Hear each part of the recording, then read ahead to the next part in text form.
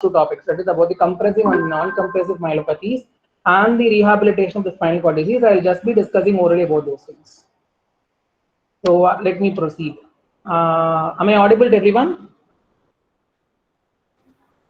Yes, sir. Yes, sir. Okay. So now going into the anatomy of the spinal cord, first you will all be known that the spinal cord is actually a thin and a very tubular continuation of the brain stem.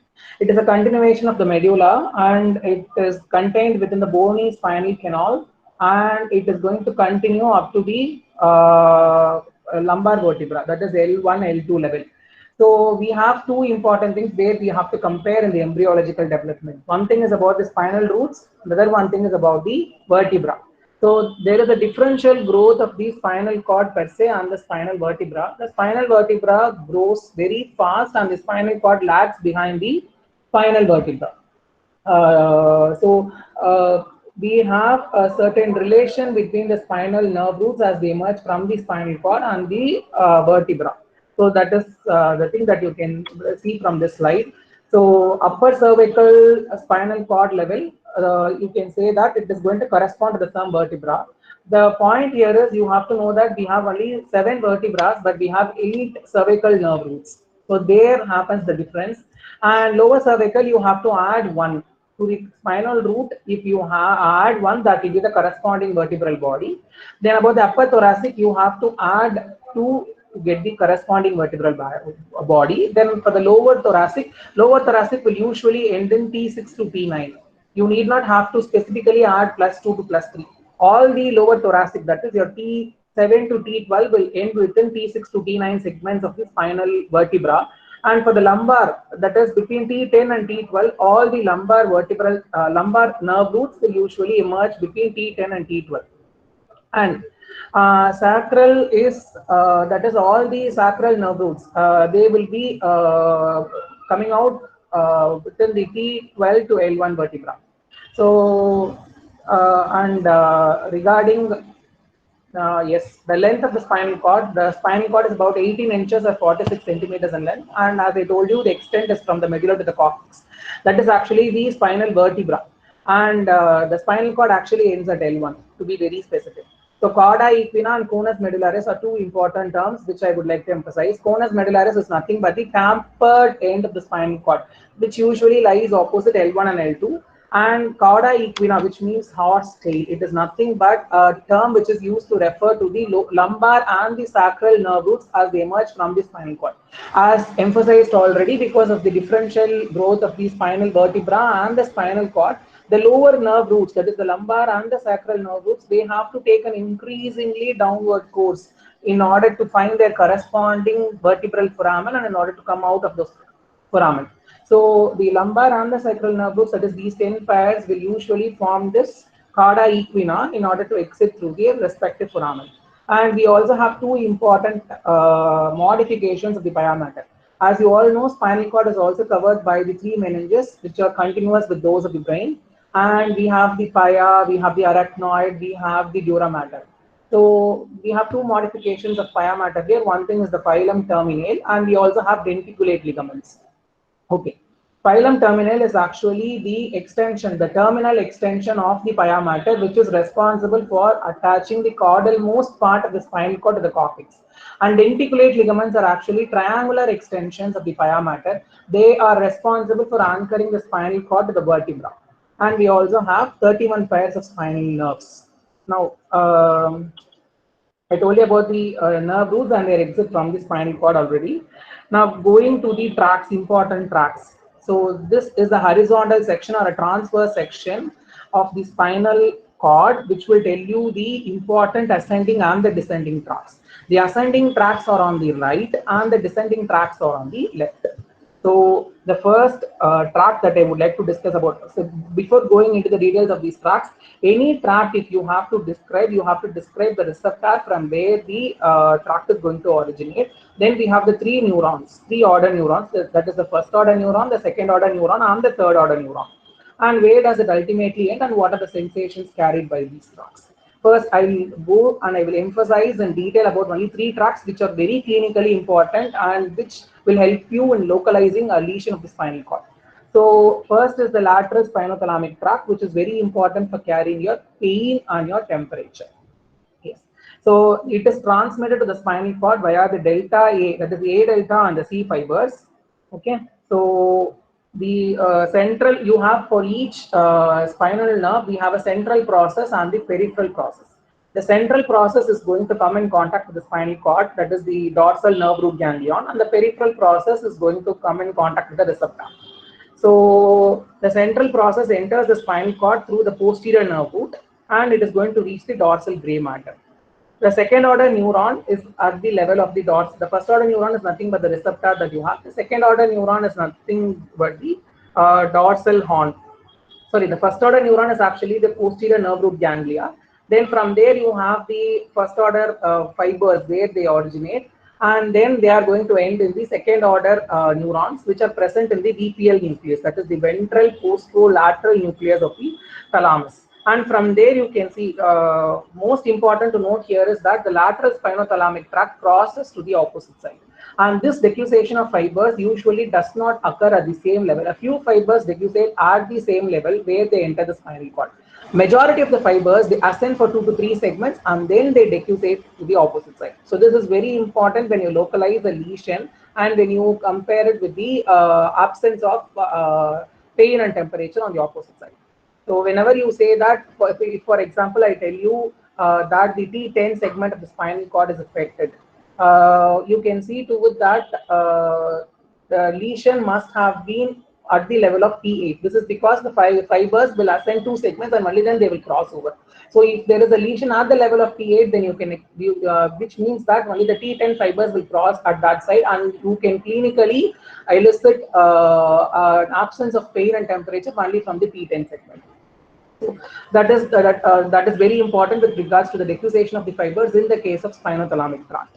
And as I told you, the second order neurons are in the ventral posterolateral nucleus of the thalamus. From there, the third order fibers, they originate and they project to different areas of the cortex. The most important area is the sensory cortex, the somatosensory cortex, that and also the areas primary sensory cortex 3, 1, and 2. Okay. The anterior spinothalamic tract. Anterior spinothalamic tract is very important for fine touch and also the pressure inputs. The first order neurons, as already emphasized, they are going to be in the dorsal nerve root ganglia. The second order neurons also in the VPL nucleus, and anterior also will cross over to the opposite side. Both anterior and lateral spinothalamic tracts, they will cross over to the opposite side. And third order neurons are present in the third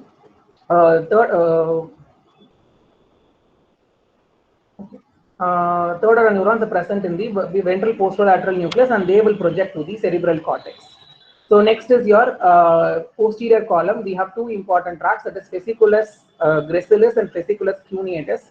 So fasciculus gracilis is medial and fasciculus cuneatus is lateral. So fasciculus gracilis usually contains fibers which are received at the sacral, lumbar and the lower thoracic level. Fasciculus cuneatus contains fibers which are received from the upper thoracic and the cervical levels. They will be occupying the posterior white column of the spinal cord. Most important to know here is, first, before going into the details of all these tracts, we have 2 important areas in the spinal cord. A cross section will reveal a central gray matter which contains the cell bodies of all the neurons, and we have the peripheral white matter. Okay, this gray matter is usually in the form of a 4 clover leaf. Okay, and the peripheral, that is the white matter, is the part where you have all the ascending and the descending tracts. At each level of the spinal cord, they are oriented topographically in a laminated way. Okay, and so what are the important sensations which are carried by the posterior column? The most important is about the vibration, position sense, then stereognosis, kinesthesia, and tactile localization and tactile or 2-point discrimination. So these are all the important sensations which are carried by the posterior column. Okay.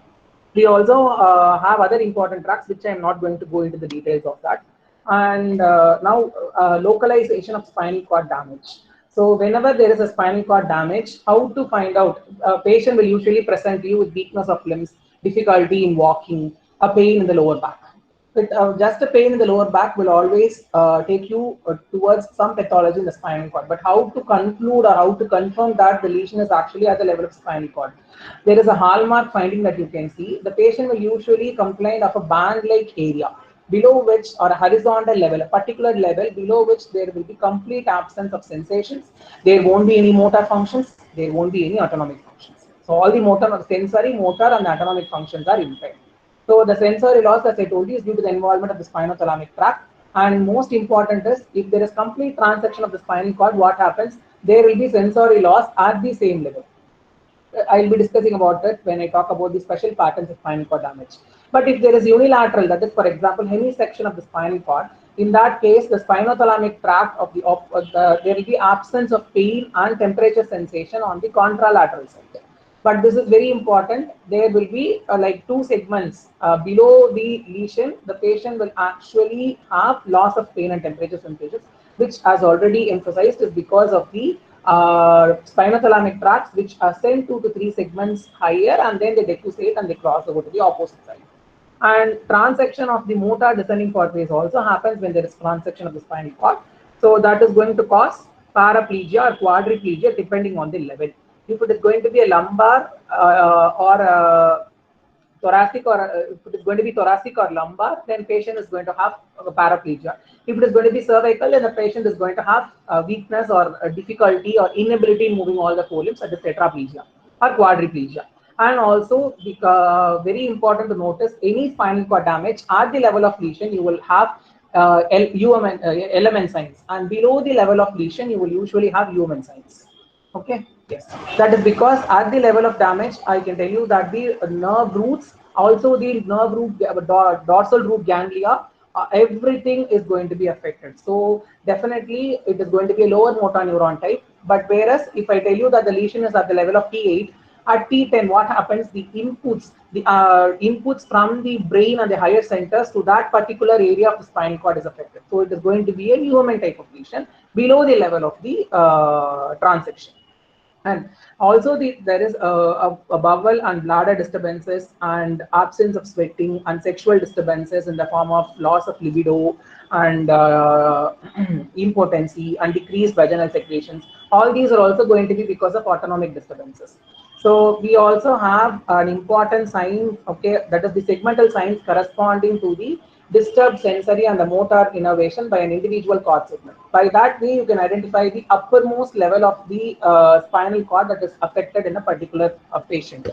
So what are those segmental signs corresponding to an individual cord segment?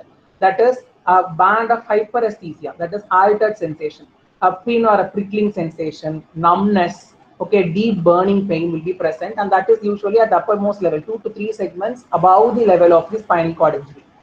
And fasciculations are atrophy, which are going to be present. These fasciculations are atrophy. All these things are going to be typically suggestive of a lower motor neuron type. By that way, you can identify the uppermost level of lesion in the case of spinal cord damage.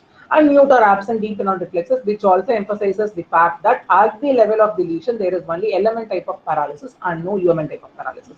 So most important thing is that all these things, that is paresthesias and fasciculations or atrophy and mute or absent deep tendon reflexes, are going to occur even when you have a focal pathology at the level of the peripheral nerve roots. For example, a tumor compressing on the peripheral nerve roots can also produce all these findings.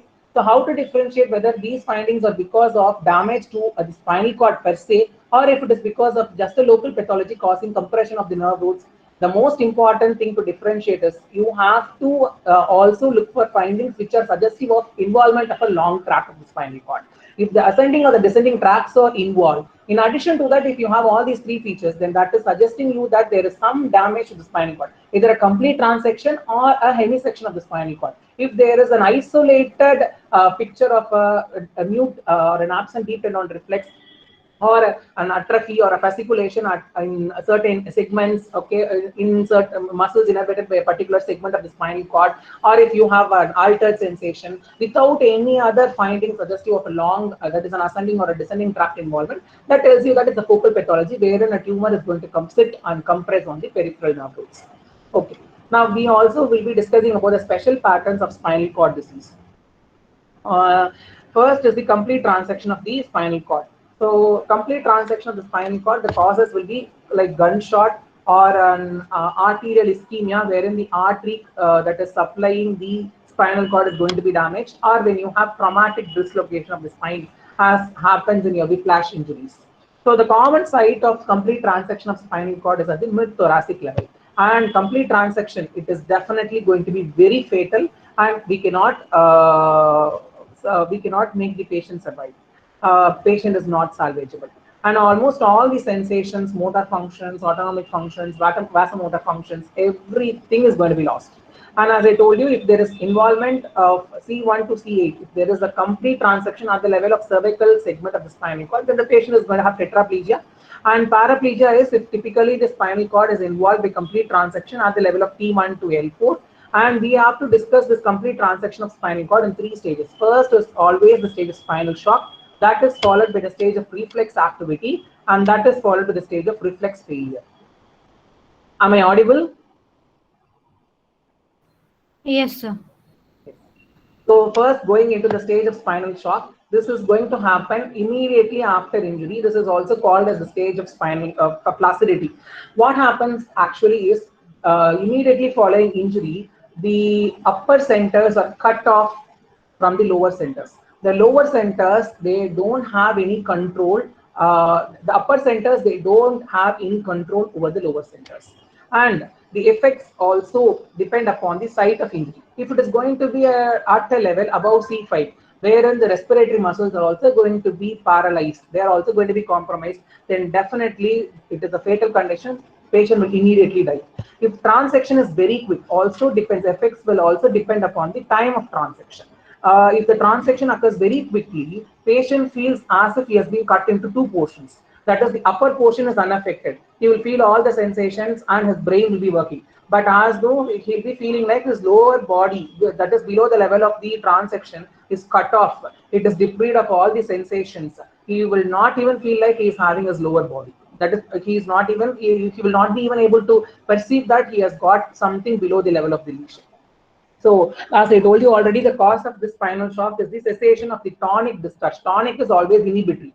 So, inhibitory discharge from the upper brainstem or the supraspinal pathway. That is the pathways which are present in the cervical segments of the spinal cord. So, the duration of spinal shock is going to vary from one animal to another animal. In lower animals, for example, if I say frog, it usually lasts for a few minutes. But in case of monkeys, cats, and dogs, it usually lasts for a hours to few weeks. But whereas in case of human beings, it takes 3 weeks for the spinal shock to recover completely. So this is mainly the increase in duration is going to be based on the process of encephalization as we start growing. So as we get succeeding generations, we have a process called encephalization. That is the greater dependence on the lower centers on the upper centers. So that is one important point which will emphasize why the duration of spinal shock in a human being is very prolonged. That is for 3 weeks when compared to a frog where it is going to last for only a few minutes. Okay. Now going into the features of spinal shock, we have motor effects, sensory effects, also vasomotor effects. Motor effects, as I told you, depending upon the site of lesion, you can have tetraplegia or quadriplegia, paraplegia, depending upon it, this area, and loss of tone, that is placidity, and areflexia. Sensory effects, complete anesthesia. That's all. And vasomotor effects, vasomotor effects are very important to notice if the lesion is between T1 to L2 segment of the spinal cord. That is what is called as the thoracolumbar outflow. So the sympathetic vasomotor fibers, they will leave the spinal cord. They will be receiving impulses from the vasomotor center, VMC, which is present in the dorsolateral medulla. So these impulses will be carried to the spinal cord, and from the spinal cord you have the sympathetic vasomotor fibers which will leave the spinal cord from T1 to L2 segment. That is what is called as the thoracolumbar outflow. And if there is a transection involving this level or above this level, then the impulses are going to be completely cut off, and the patient is going to have a dramatic fall in the BP. Dramatic fall in the BP. The arteries are going to dilate, and the mean arterial pressure is going to fall rapidly. And the transection below this L2 segment will have little or no change in BP because the thoracolumbar outflow is not affected. So also the fall in BP is not only because of this that is the transection of the thoracolumbar outflow. It is also because of the paralysis of the muscles. We all know that the blood circulation depends upon the muscle activity. Muscle activity, specifically in the lower limbs, is important for two things. One thing is it is responsible for delivering the blood. Okay, the muscle pump is responsible for delivering the blood to the distal extremities. At the same time, you know that the soleus and the other important muscles of the lower limb are very important in getting you the adequate venous return to the heart. If there is no muscle activity, then both the arterial perfusion to the extremities as well as the venous return to the heart is going to be impeded. And that is when you get very cold and blue extremities, that is cyanosis of the extremities, and the skin also becomes very dry and pale because there is no adequate perfusion to the skin. And because there is no adequate perfusion, bed sores will also start developing, because this patient who is having a complete transection of the spinal cord and in a state of spinal shock will definitely be immobilized. And it is going to be immobilized for 3 weeks without even a change in posture. And if there is no adequate perfusion to the skin, what would you expect to happen? Nothing but the bed sores to be developed. Next, we will also have subnormal body temperature. That is also because of the paralysis of the voluntary activity. Muscle contraction is the major source of heat production in our body. So if the muscle contraction, voluntary muscle contraction is not there, if it is absent, then the core body temperature would not be generated and we'll all have only subnormal body temperature. Now going into the visceral effects, the complete transaction also involves the autonomic fibers. Bladder has got both sympathetic and the parasympathetic innervation from the sacral segments of the spinal cord. So the sacral segments of the spinal cord, they lose their inputs from the supraspinal segments, and as a result we can say that the bladder is paralyzed, but retention of urine occurs. This is because we have two important muscles in the bladder. One thing is the detrusor, which plays an important role in the evacuation of the bladder, and the sphincter, which plays an important role in the retention of the urine. So immediately following a traumatic transection of the spinal cord, what happens? The sphincter is going to regain its activity. It is going to become very hyperactive and it is going to cause retention of urine. But the detrusor muscle is not going to, it is going to become flaccid, and that is why there is retention of urine. And rectum is also paralyzed, as a result of which patient is chronically constipated. And as I told you, there is loss of sexual functions, so penile erection becomes impossible and there is flaccidity. And one more important thing is the lesion, specifically at T6 level. All sensations coming from the abdominal viscera are going to be cut off. So they are not going to be transmitted to the brain. So you will not have this perception of distension of the abdomen or gripping sensation of the abdomen. Any pain that originates in the abdomen, you will not be able to perceive it, specifically if the T6 segment of the spinal cord is affected. So next, after a duration of 3 weeks, if the patient survives, then the patient enters into the stage of reflex activity. So there is gradual regaining of new functions, because what happens once the spinal cord is cut off, the spinal cord will start acting as the center. Okay, that is going to depend upon the general physical condition of the patient. So reflex activity begins to return to the isolated segments of the spinal cord one after the another. The first in the order, okay, will be the smooth muscles which will regain their activity. What happens first? You will have automatic bladder. Okay, automatic bladder. So initially there will be retention of urine, and once it reaches a particular volume, critical volume, then what happens? The detrusor will start acting and it will evacuate, and defecation occurs. Next, after the smooth muscle activity will be the regaining of the sympathetic tone of the blood vessels. That is because you have connector neurons which are present in the spinal cord, and they will start discharging independent of the impulses from the vasomotor center. So what happens now? The blood pressure returns back to normal. There is vasoconstriction, and there is also return of adequate blood to the heart. Next happens here, as a result of this return of sympathetic tone to the blood vessels, the skin gets adequately perfused and the skin starts sweating. And one more important point is the bed sores. If the patient develops bed sores also start healing. And slowly you will have recovery of skeletal muscle tone after the smooth muscle and the blood, that is your vasomotor tone, gets back to normal. So recovery of skeletal muscle tone slowly after a period of 3 to 4 weeks. And most important to note here is whenever you have complete transection of the spinal cord, it is the flexor muscle tone that returns back to normal first after the before the extensor. So that is why you get paraplegia and flexion. So initially all the flexor muscles will return to their normal tone, but the extensor muscles are still in a state of spinal shock. So this is when the patient will have all the limbs, that is all his 4 limbs in a state of flexion, and that is what is called as paraplegia in an attitude of flexion.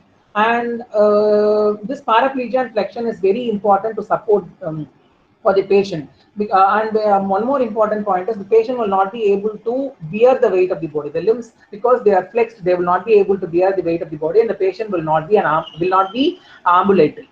And there is no wasting of muscles in spite of the patient having paraplegia. This is because of the fact that there is paralysis of voluntary movements, but the reflex activity of the spinal cord returns back, and so there is no wasting of muscles. And the recovery of reflex activity after this what is the reason for this recovery of the that is the return or the recovery of the reflex activity?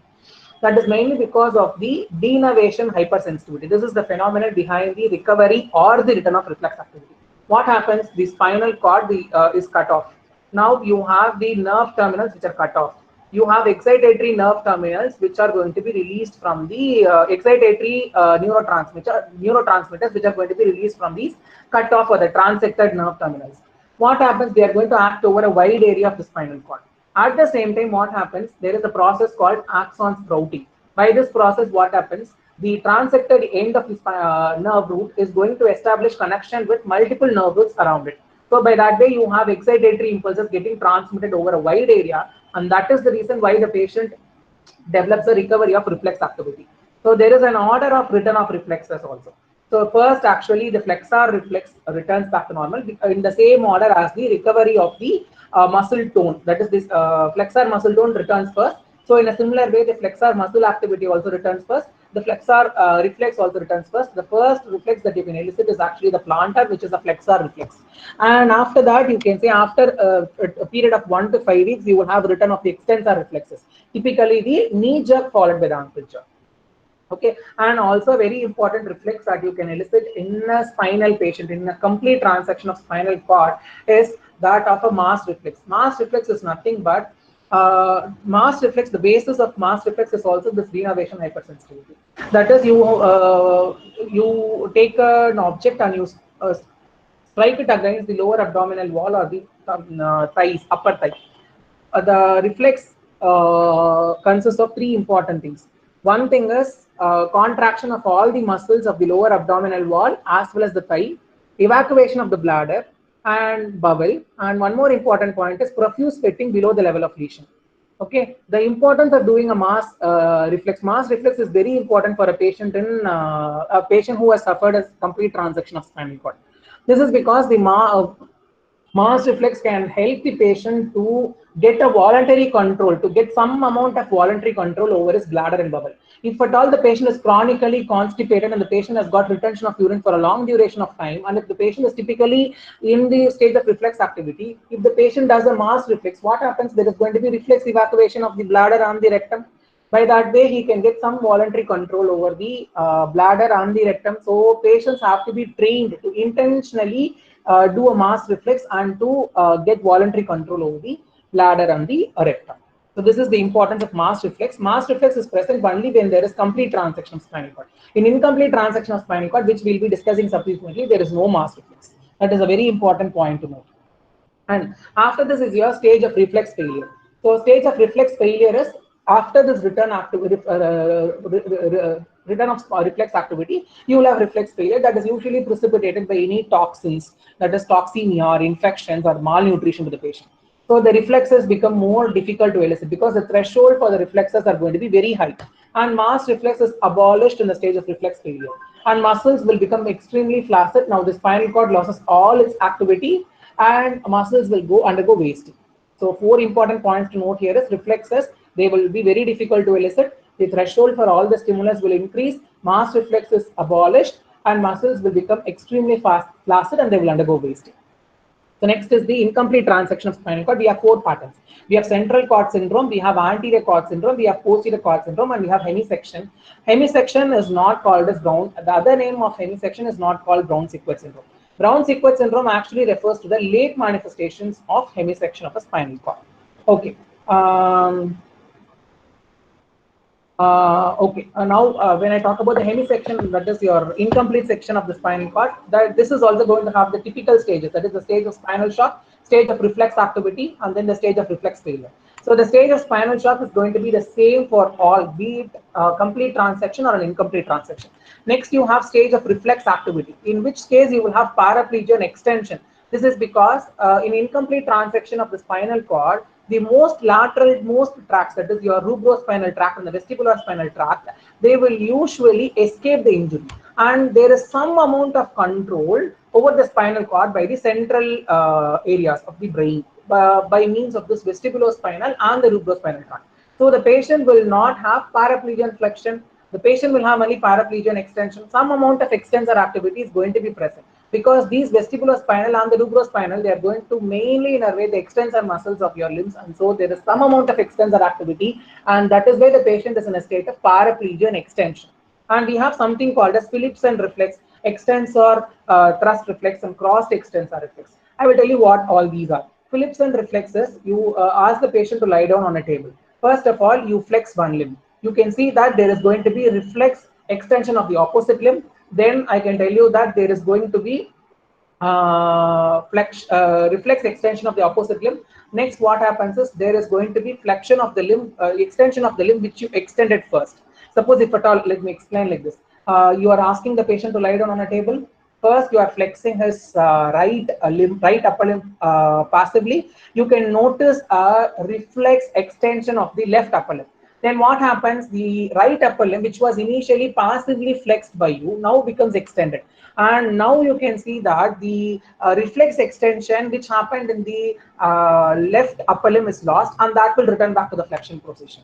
So this is what is called as steppage of movements. The reflex will alternate itself in each other upper limb, that is resulting in steppage of movements, and that is what it happens in steps. That is what is called steppage of movements, and this is what is classical of Philipson reflex. And extensor thrust reflex, nothing, it is not something which is very difficult. First of all, you ask the patient to lie down on a table. So you have to flex his lower limbs passively, and you have to allow it to rest on a bed.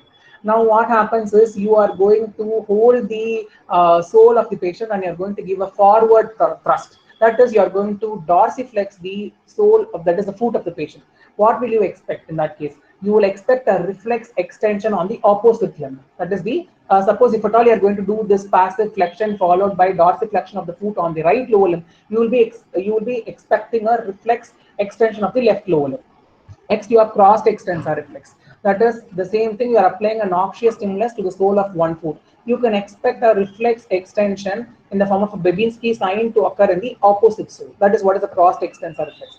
Mass reflex is absent. Why? This is because, as I told you already, the vestibular spinal and the rubrospinal tract is going to escape the injury, and so there is some control over the spinal cord by the central areas of the brain, and so mass reflex is not present.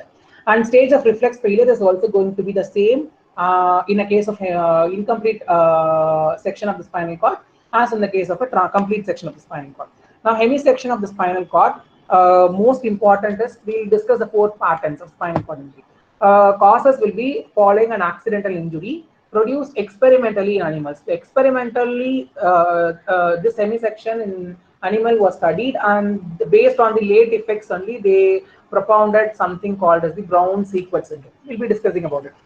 So 2 stages, we have immediate effects and we have the late effects. The immediate effects, they resemble spinal shock, nothing to discuss, already discussed. Late effects, they constitute something called as the Brown-Sequard syndrome, and that includes the changes at the level of the section, changes below the level of the section, and changes above the level of the section. So at the level of the section, what happens? On the same side, all the sensations are lost because you have the there is complete transection, so all the tracts are going to be affected. So complete damage, see, even spinothalamic tract is affected. This is because it is an element type of lesion at the level. So what happens? All the nerve roots, okay, the horn cells, that is the which are going to form the first order neurons, as well as the spinothalamic fibers, all those things which are going to cross over to the opposite side are going to be transected. So all the sensations are going to be lost. Okay, motor changes, similar to the posterior horn cells, the anterior horn cells are affected. So whatever fibers have to enter and they have to innervate the muscles, they have to, whatever descending fibers from the brain, that is the corticospinal tract, they have to enter only via the anterior horn cell, and they have to innervate the peripheral muscles. So if the anterior horn cells are going to be affected, ultimately the patient will have element type of paralysis. So because it's an element type of paralysis, what will be the tone of the muscles? It will be flaccid, reflexes are lost, and ultimately you will have atrophy or muscle wasting. Vasomotor paralysis also happens. This is because typically if it is going to be T1 to L6 segments of the spinal cord, T1 to L2 segments of the spinal cord, you have an intermediate horn or the lateral horn, which is very important. That is called as a thoracolumbar outflow, as discussed already, which is going to supply vasomotor fibers to all the blood vessels. So that is also going to be lost, and so you have vasomotor paralysis. On the opposite side, you have sensory changes, mainly due to the involvement of the spinal thalamic tract. You have loss of pain, you have loss of temperature, and you have loss of crude touch. But whereas the dorsal column is unaffected because it is going to ascend on the same side of the ipsilateral side. Motor changes, you have no changes. If at all you expect changes, it will be just an element type of change on the opposite side also. Okay, because like you have some fibers which will ascend uncrossed, which will also ascend crossed. So I can tell you that some of the motor changes are usually you will not have any motor changes. If at all you have changes, you will have only UMN type because it is at the level of lesion, for a simple understanding. So changes below the level of hemisection on the same side, you have something called as the dissociated sensory loss. This is because you have no injury to the spinothalamic tracts because they have crossed. There is injury to the uncrossed fibers of the tract of Gall and Goodach, that is the posterior column. Okay. So motor changes will include a Neumann type of paralysis because at the level below the hemisection, the nerve roots are not going to be affected, but only the tracts are going to be affected. So it is going to produce a Neumann type of paralysis. Vasomotor changes will also occur temporarily. You will have a temporary fall in blood pressure. Okay, on the opposite side, the sensory changes. Similarly, you will have involvement of the spinothalamic tract, and so you will have loss of crude touch and loss of temperature. Motor changes, usually you will not expect any motor changes to occur. If at all there is a motor change, you can expect only Neumann type of change because it is at the level below the section. Changes above the level of any section, as already discussed, you have segmental signs. That is mainly because of irritation of some 2 or 3 nerve roots which are above the level of the lesion. You will have paresthesias and you will have fasciculations or twitching of the muscles. Okay. You also have special patterns which include posterior cord syndrome. Okay. The causes will include hyperextension injuries which will impact the spinal cord posteriorly, and also multiple sclerosis, tabes dorsalis, which is the neuro manifestation of syphilis, and subacute combined degeneration of spinal cord, which happens typically in vitamin B12 deficiency and Friedreich's ataxia. And what happens here is there is bilateral involvement of the dorsal columns. Okay, we can divide the spinal cord for a better understanding into the posterior 2/3 and the anterior 1/3. So the posterior 2/3 of the spinal cord is involved. So the dorsal column is affected. Laterally, the spinothalamic tracts are affected, and also the corticospinal tracts are affected, and the descending autonomic fibers to the bladder and the control centers in the sacrum, bladder control centers in the sacrum are going to be affected. So dorsal column symptoms, you will have gait apraxias, you will also have paresthesias, corticospinal tract involvement in the cause of, that is acute phase and the chronic phase. What happens in the acute phase when there is the corticospinal tract involvement? The patient will have flaccidity, that is in the case of spinal shock. In the chronic phase, what happens? There is regaining of power, and that is where you will develop spasticity, signs of human paralysis. So these are all the symptoms that you can expect in the posterior cord or a dorsal cord syndrome.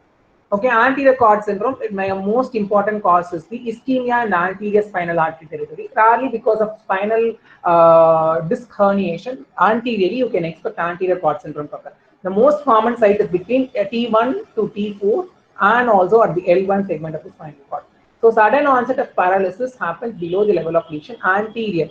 Okay, so there is pain and temperature sensation which is lost because of the involvement of the spinothalamic tracts, which are going to be anteriorly located in the spinal cord compared to the dorsal column, the corticospinal tracts, and the autonomic fibers to the bladder. Okay, the patient will also have a neck pain of sudden onset, which will precede this.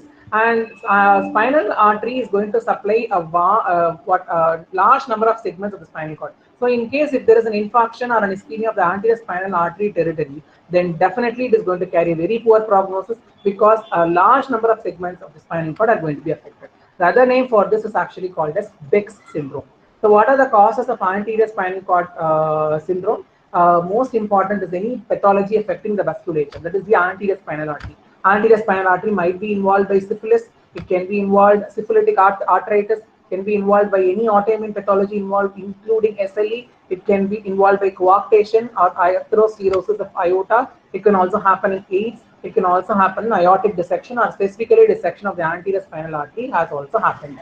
And very, as I told previously, the prognosis of the patient is going to be very bad. And conus medullaris is typically involved in this case. So that is a very important thing to be discussed. And I will talk about the differences between conus medullaris and cauda equina syndrome at the end of the class. So next is about the central cord syndrome. So central cord is, that is the center of the cord is involved surrounding the spinal canal, where you have specifically the gray matter, that is the nerve cells, and the crossing spinothalamic tracts. The spinothalamic tracts will usually cross very close to the center, that is at the level of the gray matter. Okay, so cervical cord, when it is involved by the central cord syndrome, you will have disproportionate arm weakness and a dissociative sensory loss. That is, you will have loss of pain, you will have loss of pain and temperature sensation, typically, which is going to happen in the upper limbs, that is in the arms, then in the shoulder, and then in the lower neck and the upper trunk. This is what is usually in a cave distribution. This is typically going to happen when you have involvement of the cervical cord by a central cord syndrome. And on the other hand, all the other sensations are going to be normal. That is the sensations which are going to be carried to the posterior column. Okay, yes. And after that will be a foramen magnum syndrome. That is when you have decussating pyramidal tract fibers. The pyramidal tract is usually going to decussate at the level of medulla. So the decussating pyramidal tract fibers, okay, are going to be destined to two areas. One thing is the arm, other one thing is the leg.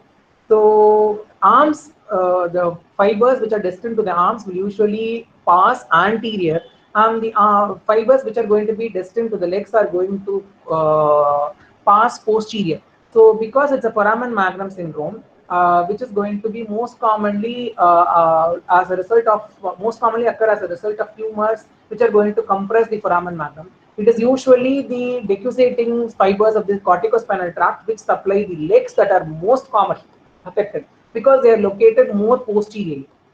Okay, so there will be a selective weakness of the legs, arms, or the upper limbs are not affected. That is what is called as crural paresis. So compressive lesions, as I told you, around the foramen magnum is going to happen. That is, you will have weakness in a round the clock pattern. That is what happens. Initially, the patient will develop weakness in the left upper arm. Next, what are left upper limb. Then weakness will progress to the left lower limb. Then what happens? The right lower limb will be affected by weakness. Then right upper limb will be affected by the weakness. So in a clock pattern, you will have development of weakness subsequently one limb after the another. So you will also have suboccipital pain radiating to the neck and the shoulders. That is because it is at this level that the nerve compression occurs. You have selectively pain at that area. Okay, so this is the difference between conus medullaris and the cauda equina syndrome. Conus medullaris is nothing but the terminal end of the spinal cord, the tapering end of the spinal cord. So in conus medullaris, what happens is conus medullaris refers to the spinal cord per se. So in conus medullaris, the sacral segment of the spinal cord plus the nerve roots emerging there, sacral nerve roots are going to be affected. But in the case of cauda equina, as was discussed previously, the lumbar and the sacral nerve roots which are going to form the cauda equina are going to be affected. So because the spinal cord is also affected in conus medullaris will have features of both Ullmann and Ehlmann palsy, but whereas in case of cauda equina, only the nerve roots are affected, so you will have only element type of paralysis here.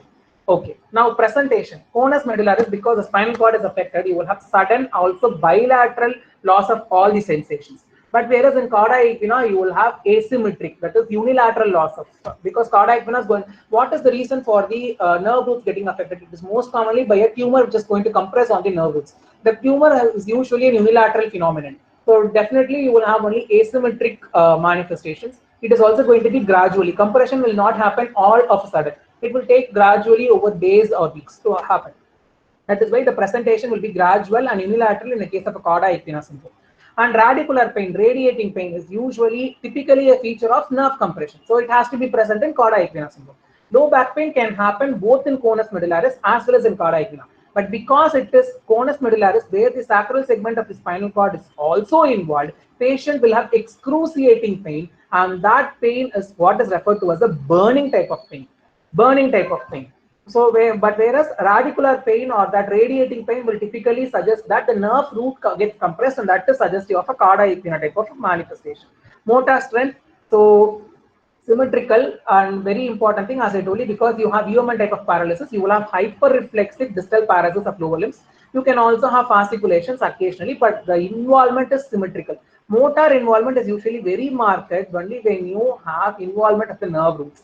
As I told you, there is more marked manifestations. You will have asymmetric. At the same time, because the nerve roots are involved, it is going to have an element type of paralysis. So reflexes are going to be absent. So it is more marked, asymmetric, areflexic paraplegia. And because it's an element type of palsy, you can expect atrophy as a common manifestation of a Cauda equina syndrome. Reflexes, as I told you, conus medullaris is going to affect only the ankle jerk because the lumbar nerve roots are not involved. But whereas Cauda equina, you have involvement of the lumbar nerve roots, and so knee and ankle jerk both are lost. Okay, sensory. Sensory involvement will be more typical in the case of Cauda equina compared to the conus medullaris. Okay, sphincter dysfunction, because the spinal cord is involved, sacral spinal cord, which contains the centers for the bowel and the bladder control. Definitely, bowel and bladder control is going to be bilateral. It is going to be very severe. It is going to be very early in case of conus medullaris syndrome. But whereas it will be a very late manifestation, or the patient might not present to you with features of bowel and bladder involvement. Impotency is also a feature of autonomic disturbance. So it always has to be a manifestation of conus medullaris syndrome. So next will be the distinguishing features between an extramedullary and an intramedullary compression of the spinal cord. Extramedullary is when there is a tumor sitting outside the spinal cord. This tumor can be either intradural or extradural, and it can produce symptoms by compressing the nerve roots. Compression has to happen from outside to inside. But whereas if it is an intramedullary lesion, it is going to first compress the fibers which are present close to the gray matter. Then it is going to compress the fibers which are going to progressively be arranged in the outermost segments of the spinal cord. Okay, so you can see that the radicular pain or root pain is a feature of what? Extramedullary, wherein there is compression. So extramedullary can be taken as the equivalent of Cauda equina. Intramedullary can be taken as the equivalent of conus medullaris, but they are not exactly the same. You have differences. Okay, vertebral pain, midline back pain is going to be a common feature in extramedullary lesion. Is it so? Previously, we discussed that it is common. It is a common feature of conus medullaris because you have involvement of the spinal cord. That is actually the correct one. Because the spinal cord is also involved, you will have excruciating, burning type of pain, which is a common feature of an intramedullary or a conus medullaris type of lesion. Motor weakness, extramedullary, you will have more marked. Extramedullary is similar to a Cauda equina, wherein you have lower motor neuron type. So you will have marked and asymmetric areflexive paraplegia. You similarly will have atrophy. But whereas intramedullary motor involvement is very rare. If at all it presents very late, and you will have symmetric hyperreflexive paralysis of the lower limbs, and you will also have fasciculations. And sacral sensations are lost, but sacral sensations are going to be lost more in extramedullary. Okay, sacral sparring typically occurs in intramedullary because when you see the distribution of fibers, the sacral segments are going to be present very laterally. Okay, you will have fibers in every tract arranged in the following manner. In the center, you will have cervical fibers. Then laterally, you will have thoracic. Then more laterally, you will have lumbar, and more laterally, you will have sacral fibers. So sacral fibers are located outermost. So they will be involved very late by an intramedullary lesion. But whereas in case of extramedullary lesion, it is going to typically compress and it is going to affect the sacral fibers very early. So sacral sparring is a typical feature of intramedullary lesion. Okay, paresthesias, which is nothing but due to the involvement of the nerve. It is nerve fibers. It is going to be more common in an intramedullary lesion. And dissociative anesthesia is going to be present when you have an intramedullary lesion, because intramedullary lesion will selectively involve only the crossing fibers of the spinothalamic tract. But whereas the uncrossed fibers which are going to be present posteriorly, that is the dorsal column, is not going to be affected, so you will have dissociative anesthesia. But whereas an extramedullary is going to cause compression and almost all the fibers are going to be affected. Lermit sign is nothing but electric shock-like sensation. It is also similar to a radiating pain. So Lermit sign has to be present only in a case of a extramedullary where there is compression. Autonomic bowel and bladder involvement, intramedullary, which is going to affect the sacral centers. CSF proteins are going to be elevated when there is any pathology in an extradural lesion, or an intradural extramedullary lesion. If the spinal cord is affected, then you will not have any elevation of CSF proteins. So intramedullary pathologies will not cause an elevation of CSF proteins. Myelogram will also tell you something about the level of, that is the lesion per se. You will have meniscus sign, you will have brush border sign. Meniscus sign tells you that it is an intradural pathology. Brush border sign tells you that it's an extradural, which is nothing but a convex margin of the lesion. So you have expansion in sign of the cord, which tells you that there is some intramedullary lesion sitting inside the spinal cord. It is causing expansion of the spinal cord. The name is very simple. It tells you that it's nothing but an intramedullary pathology. Imaging, if I tell you, that will tell you if at all you have any bony changes or any disc changes. Bony changes or disc changes are going to be very frequent and extramedullary, because that is only going to cause compression. But whereas pathology within the spinal cord, you will very less frequently have findings of any disc involvement. Sorry?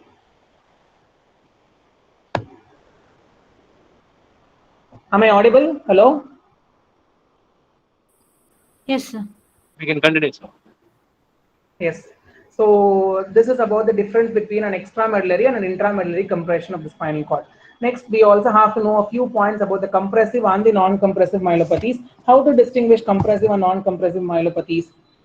So compression means a tumor or some pathologies, for example, a herniated disc or a vertebral prolapse is going to compress on the spinal cord, and it is going to typically produce manifestations of spinal compression, wherein you will have a particular level, a horizontal level below which you will have loss of all the sensations. So common causes of a compressive myelopathy will include a neoplasm, which is going to cause spinal cord compression. Non-neoplastic spinal cord compression will include an abscess. Typical example will be a spinal epidural abscess. Okay, you can also have an hematoma, which can compress. It can be a hematomyelia. What is hematomyelia? Hematomyelia is nothing but the hemorrhage which happens into the substance of the spinal cord. Very rarely it happens as a result of trauma, but this is a very rare presentation. These are all the important causes of compressive myelopathy. Non-compressive myelopathies, we have spinal cord infarction, we have transverse myelitis, which typically occurs when you following an infection, and we also have inflammatory and immune myopathies. Inflammation and myelopathy can be called as myelitis. Myelitis is the classical term that we give to a non-compressive myelopathy of the spinal cord. So what are all the important causes of myelitis? That is multiple sclerosis, neuromyelitis optica, and also systemic immune-mediated disorders like SLE, Sjogren's, all these conditions. And post-infectious myelitis, typically it can occur following Epstein-Barr virus, cytomegalovirus, and all other varicella, mycoplasma, influenza viruses. It is also very common.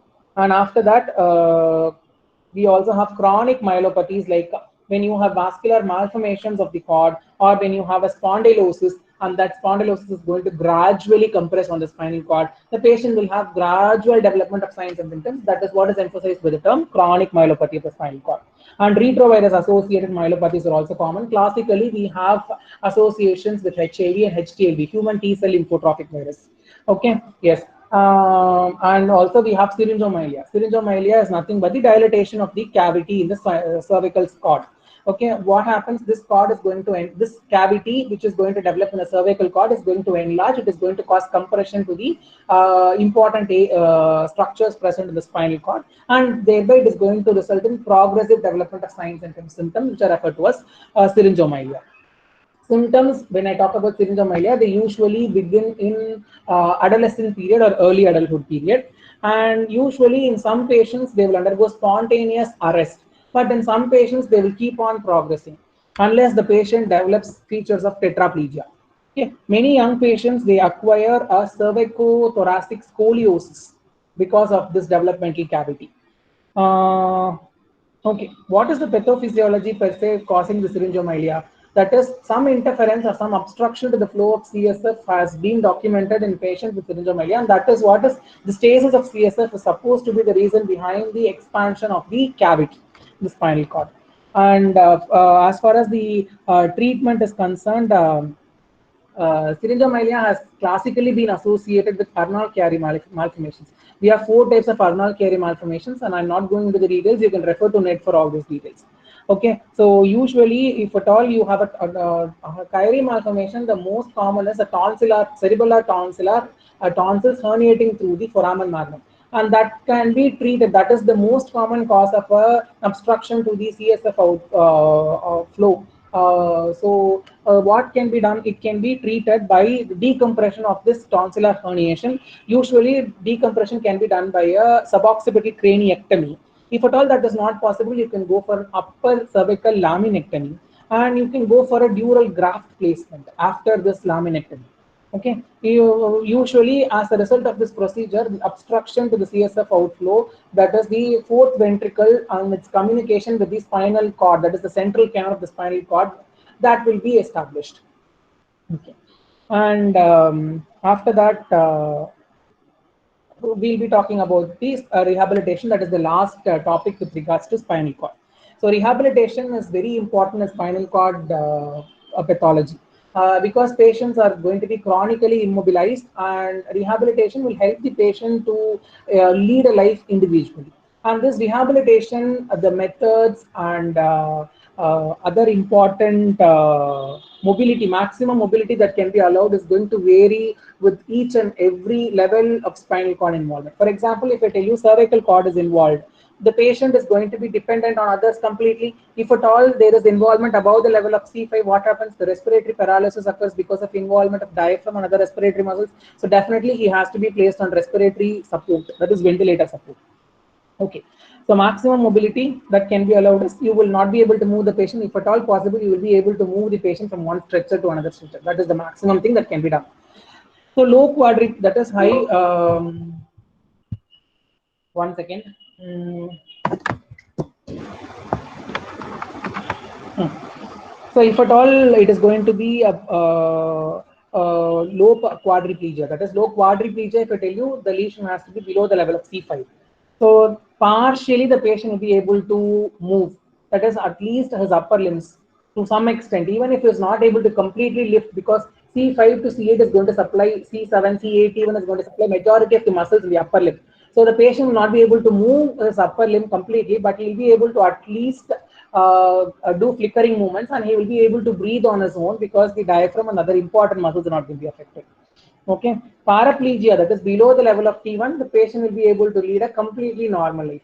Most important in the rehabilitation of the patient with the spinal cord pathology is, apart from mobility and apart from leading an independent life or being dependent on others, the most important is how do you manage the pain that the patient experiences. Most important is that only. Okay, so you have to adequately give sedation and analgesia to the patient. And most important is we have started prescribing gabapentin and amitriptyline, pregabalin for those patients. Not only that, in addition to that, we also have special entities like epidural electrical stimulation and intrathecal infusion of pain medications. For example, intrathecal infusion of fentanyl, that is an opioid analgesic, intrathecal infusion of tramadol, and all those things have already been started, which are once you start doing your internship.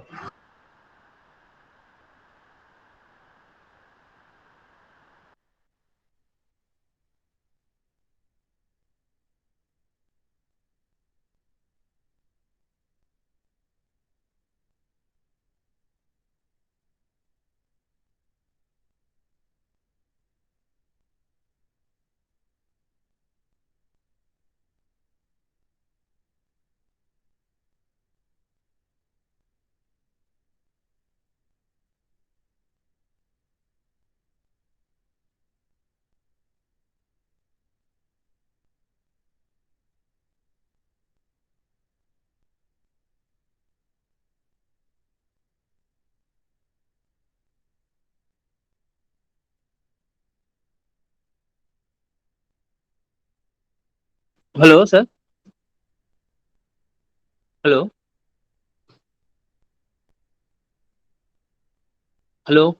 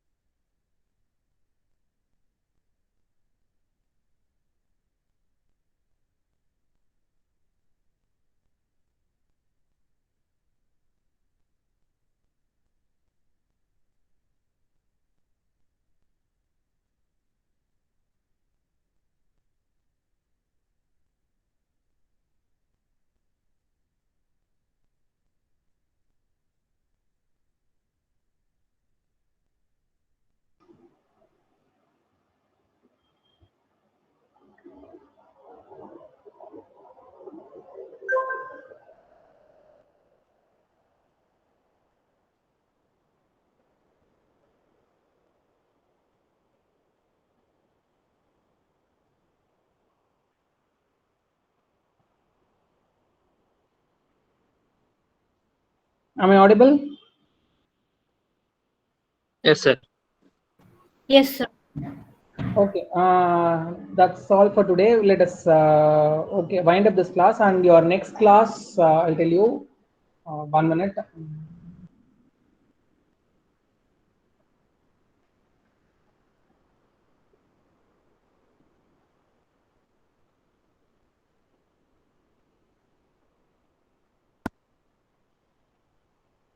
Yeah, your next class will be on 18th of October, and I'll be covering both stroke and coma in the class.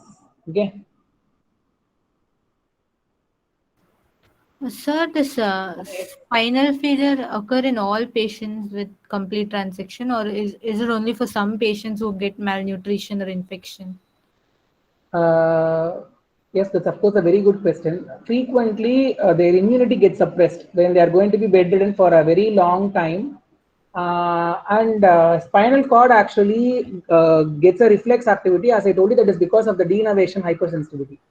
That denervation hypersensitivity will not last for a long time, and experimental studies have shown that in majority of patients, that is, it is not this reflex failure is not seen in 100% of patients, but very strong evidence suggests that about 80 to 90% of patients they ultimately develop spinal, that is reflex failure, as was already discussed in the class, that is as a result of any malnutrition or any infection triggering further immunocompromised state. That's all. But it is not an irreversible, it is not a what compulsory thing to occur in a complete transaction. Okay, but complete transaction, you cannot expect patient to survive spinal shock. We have not seen any patient with a complete transaction even surviving the stage of spinal shock. Okay. Complete transaction, the most common level is at the thoracic level, but still then the patient will also experience all these autonomic disturbances, and also vasomotor control is lost. So there will be a marked drop in blood pressure, and all these things will be very difficult to manage for us. Though theoretically speaking, only cervical involvement, a complete transaction involving the cervical level of the spinal cord will theoretically cause what something which is going to be very life threatening, but any level of the spinal cord, if it is going to be completely transected, that is definitely life threatening one. Okay, Okay. so we have not seen patients crossing the stage of spinal shock as far as clinically we are concerned. Any other doubts? Sir, and I didn't understand dissociative anesthesia. Okay, dissociative anesthesia is, what does the term anesthesia mean? Complete loss of all the All sensations. sensation. Dissociative means there is going to be some sensation which is preserved, but other sensations are lost. Okay, Okay. that is the classical way to describe it. And dissociative anesthesia, where did I tell you about dissociative anesthesia? Uh, In central cord. Okay, in central cord what happens, many other places also you can get dissociative anesthesia. I'll talk about central cord. What happens in central cord syndrome? Only the gray matter gets affected. So very close to the gray matter you have the decussating fibers of the spinothalamic tract, but whereas the fibers of the tract of Gold and Bardach, that is the posterior column which is located more posteriorly, will not be affected by this. Okay, so a localized pathology involving a particular area of the spinal cord will affect only the sensations which are carried by a tract which is going to be very close to that area. So yes. in the central cord syndrome, only the decussating fibers of the spinal cord are, that is the spinothalamic tract is affected. And so only the pain, then the crude touch and the temperature which are going to be carried by that tract is affected, not the sensations of a fine touch, vibration, position sense or stereognosis or Okay. tactile localization getting affected. That is what is called dissociative anesthesia. Okay. Okay. Yes. This you also have to understand yet another entity called saddle anesthesia, which you will typically get it in conus medullaris syndrome. Okay, Yes. saddle anesthesia is when the typical you have to look at the dermatomal supply of each and every nerve root, spinal nerve roots. We have 31 pairs of spinal nerves. No, you will get you can look at it in your atlas or in an anatomy Chaurasia book. So you will have 31 pairs of spinal nerves. As they exit, they will have a particular dermatomal supply. The area that is S3 and S5, that is the dermatome supplied by the S3 and S5, S3, S4, S5. These three segments, no, it will be similar to what is saddle actually? It helps us ride a horse. Ride a horse. Seat. So that area where your gluteus regions, your buttock regions come in, and you are able to sit on a horse and you're able to ride it. That particular area is getting affected. Okay. So Okay. it was classically named so because if you sit on a saddle and if you ride a horse, you will not be able to feel that particular area. That is why it was named classically as saddle anesthesia. Okay. Okay, sir. Any other doubts? Are you clear about dissociative anesthesia now? Yes, sir. Okay. Any other doubts? No, sir. So shall we wind up this class? Yes, sir. And next Monday, I will tell you the timings. I'll inform it through your representative. I'll be discussing on coma and on stroke, both ischemic as well as hemorrhagic stroke. Okay. Okay, sir. Okay. Thank you. Yes, sir. Okay.